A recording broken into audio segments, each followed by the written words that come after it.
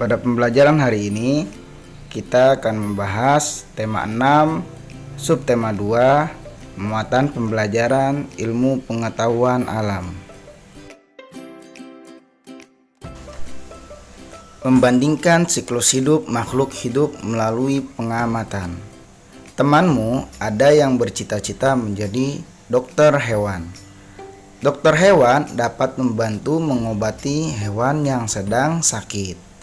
Seorang dokter hewan harus mengetahui bagian-bagian tubuh hewan.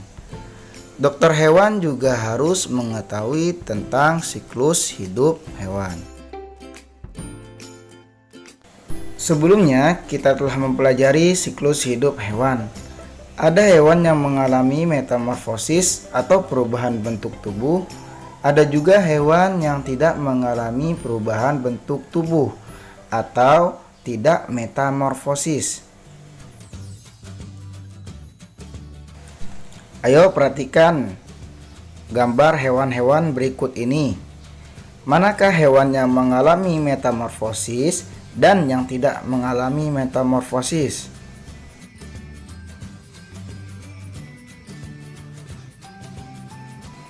Metamorfosis dibedakan menjadi dua, yaitu metamorfosis sempurna dan tidak sempurna.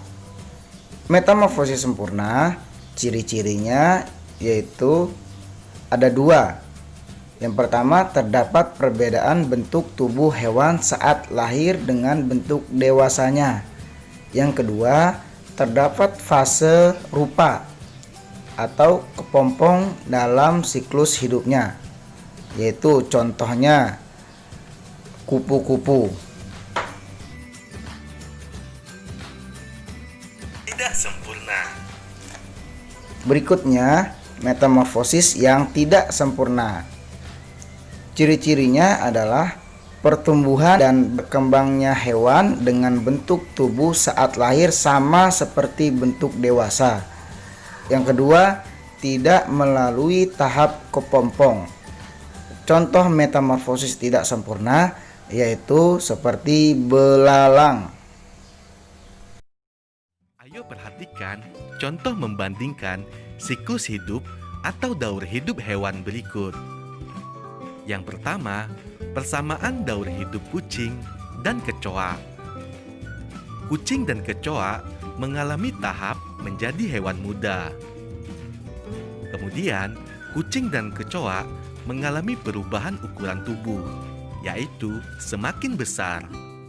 Selanjutnya, perbedaan daur hidup atau siklus hidup kucing dan kecoa. Yang pertama, kucing berkembang biak dengan cara beranak, sedangkan kecoa berkembang biak dengan cara bertelur.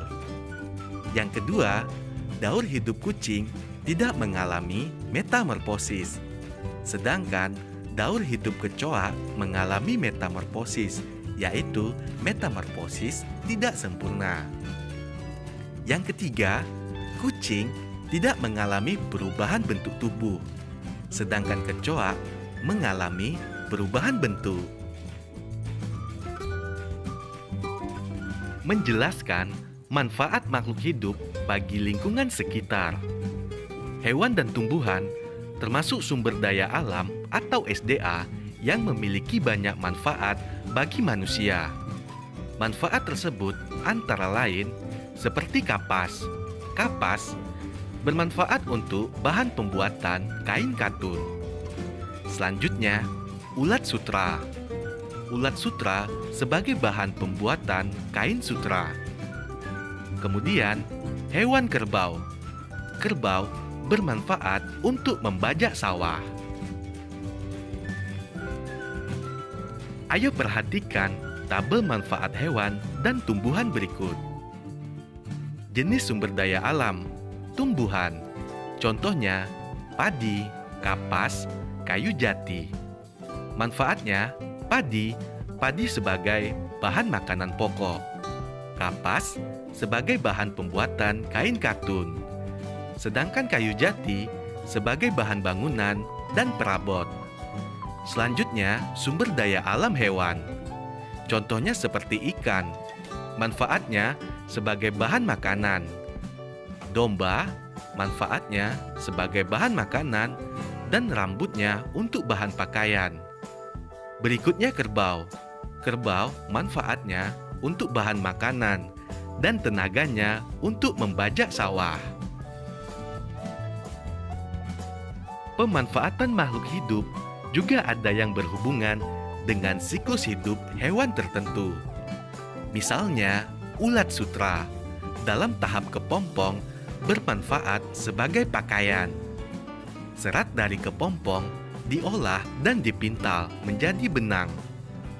Benang-benang tersebut kemudian dibuat menjadi kain sutra sangat halus, indah, serta bernilai tinggi. Ayo perhatikan peta pikiran manfaat tumbuhan dan hewan.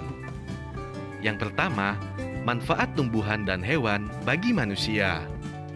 Sebagai bahan pangan, bahan sandang, obat-obatan, peralatan rumah tangga, dan untuk meringankan pekerjaan.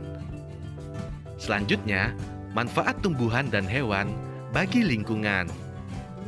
Sebagai penyejuk udara, pencegah terjadinya erosi, penyeimbang lingkungan, dan penyubur tanah. Ayo amatilah hewan dan tumbuhan di sekitar rumahmu. Sebutkan manfaat hewan dan tumbuhan tersebut bagi manusia.